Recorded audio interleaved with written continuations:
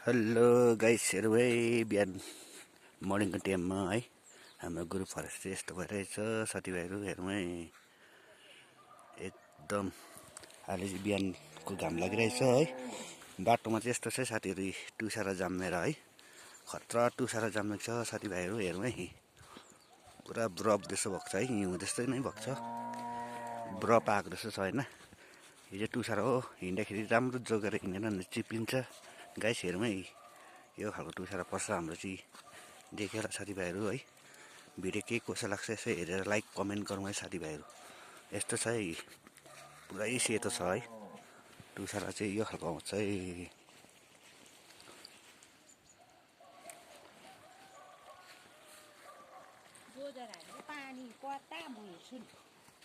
हेर्नु है गाइसहरू, यस्तो छ है हाम्रो चाहिँ नजारा बिहानको है, बहुत थिराउँछ आम्मामा। यो चाहिँ है बरफ जत्तिकै छ होइन, यस्तो छ। यो त हेर्नु एकदम अहिले चाहिँ घाम लागिरहेछ है, यस्तो छ सेतो न सेतो है। यो चाहिँ पानीहरू सबै जामिरहेछ अहिले है। यो पारि देख्ने चाहिँ मेघमा हो है, सन्दकपुर जाने बाटो हो है। यता चाहिँ हाम्रो फरेस्ट हो है, यो चाहिँ हाम्रो ग्रुप फरेस्ट एरिया हो। साथीभाइहरू के कसो लाग्छ यसो है, भिडियो मन परेमा लाइक कमेन्ट गरौँ है।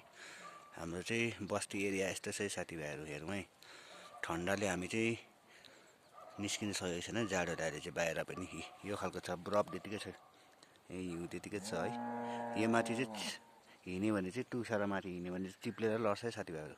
ल हेरौँ है साथीभाइहरू, भिडियो राम्रो लाग्योमा यसो लाइक कमेन्ट गरौँ साथीभाइहरू।